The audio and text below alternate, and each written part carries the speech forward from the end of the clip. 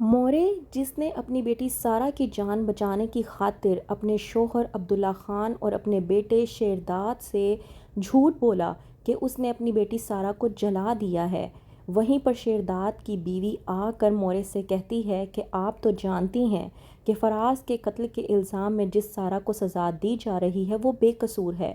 آپ میرے ساتھ چلیں، ہم لوگ اس کے بارے میں بات کرتے ہیں تاکہ اس بیچاری کو کسی بھی قسم کی سزا نہ ملے۔ مورے وہیں پر ہو جاتی ہے پریشان کہ اگر اس کی اپنی بیٹی سارہ کے بارے میں کسی کو معلوم ہوا کہ وہ مری نہیں بلکہ زندہ ہے تو کیا ہوگا۔ ڈرامے کی نیکسٹ ایپیسوڈ میں آپ لوگ دیکھیں گے کہ کس طرح سے سارہ کو احمر اپنے ساتھ اپنے گھر لے آتا ہے۔ وہیں پر سارہ سوچتی ہے کہ وہ احمر کے ساتھ اپنی نئی زندگی کا آغاز کرے گی، اس کے لیے سجتی ہے، سنورتی ہے، یہاں تک کہ دلہن بنتی ہے۔ کہتی ہے سارہ احمر کو کہ میں نے سوچا مجھے آج ایک بار پھر سے تمہارے لیے دلہن بننا چاہیے۔ احمر اور سارہ کی آپس میں ابھی بات ہو ہی رہی ہوتی ہے کہ وہیں سے سائم احمر کے گھر میں گھس کر پتھراؤ کرنے لگ جاتا ہے۔ پتھراؤ کی آواز سے سب لوگ پریشان ہو جاتے ہیں اور باہر کی طرف آتے ہیں، لیکن وہاں پر کوئی بھی موجود نہیں ہوتا۔ دیبا جو کہ غصے کے عالم میں احمر سے کہتی ہے کہ کس کی اتنی جرأت ہوئی کہ میرے ہی گھر میں گھس کر آ کر پتھراؤ کر کے چلا گیا، جس نے بھی یہ کیا ہے میں اسے چھوڑوں گی نہیں۔ وہیں پر سارہ پتھراؤ کی آواز سے ہو جاتی ہے بے حد پریشان اور سوچتی ہے کہ کہیں یہ وہی سائم تو نہیں۔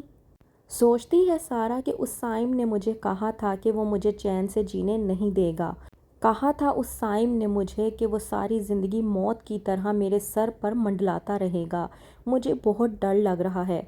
وہیں پر سائم ان سب کے بعد چلا جاتا ہے اپنے بھائی فراز کی قبر پر اور وہاں پر جا کر بہت ہی زیادہ اکیلا محسوس کرتا ہے اور ٹھان لیتا ہے کہ میں اس لڑکی کو چین سے جینے نہیں دوں گا جس نے آپ کو مجھ سے دور کر لیا۔ وہیں پر مشل اور فرحین جو کہ سائم کو لے کر بے حد پریشان ہوتی ہیں تو مشل فرحین سے کہتی ہے کہ آپ بے فکر ہو جائیں، آپ تو بہت اچھے طریقے سے جانتی ہیں کہ سائم ایسا نہیں ہے، جب سے فراز بھائی کی موت ہوئی ہے تب سے وہ ایسا ہو گیا ہے، لیکن آپ فکر نہ کریں وہ بہت جلد ٹھیک ہو جائے گا۔ سائم جب گھر واپس آتا ہے تو مشل سائم سے ناراضگی کا اظہار کرتی ہے اور کہتی ہے کہ میں تمہارے لیے اس قدر فکر مند ہو رہی تھی کہ تمہیں کوئی احساس ہی نہیں ہے۔ اس بات پر سائم بھڑکتا ہے اور مشل سے کہتا ہے کہ تمہیں کس نے کہا ہے کہ میرے لیے فکر مند ہو، تمہیں میرے لیے فکر مند ہونے کی ضرورت نہیں ہے، میرا دماغ خراب ہو چکا ہے۔ مشل جو کہ سائم کو دیکھتی ہے کہ کیا یہ وہی سائم ہے جو مجھ پر مر مٹنے کی باتیں کرتا تھا اور آج یہی سائم مجھے دھمکا رہا ہے اور کہہ رہا ہے کہ میں اس کے گھر پر کیا کر رہی ہوں، مجھے یہاں سے چلے جانا چاہیے۔ کیا واقعی ہی میں مجھے یہاں سے چلے جانا چاہیے یا پھر سائم کو میری ضرورت ہے؟ وہیں پر سامیہ جو کہ سارہ کو لے کر انویسٹیگیٹ کر رہی ہوتی ہے وہ رمضان کو بلواتی ہے اور پوچھتی ہے کہ کیا تم اس لڑکی کے بارے میں جانتے ہو کہ اس کا فراز کے ساتھ کسی بھی قسم کا کوئی بھی تعلق ہو؟ تو رمضان اس بات سے انکار کر دیتا ہے۔ وہیں پر سارہ جو کہ احمر سے کہتی ہے کہ مجھے بہت ڈر لگ رہا ہے، اگر ان لوگوں نے یہ الزام مجھ پر سچ ثابت کر دیا تو میرا کیا ہوگا، میری تو زندگی پوری طرح سے برباد ہو کر رہ جائے گی۔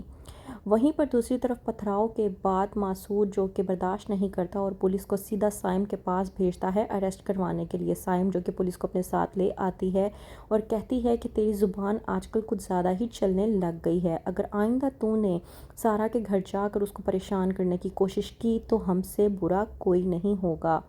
تو کیا ہوگا آگے؟ کیا سائم سمجھ جائے گا پولیس کی بات یا پھر اڑا رہے گا اپنا بدلہ لینے کے لیے؟ کیا ہوگا آگے؟ مزید جاننے کے لیے دیکھتے رہیے ڈرامہ سیریل ہمراز۔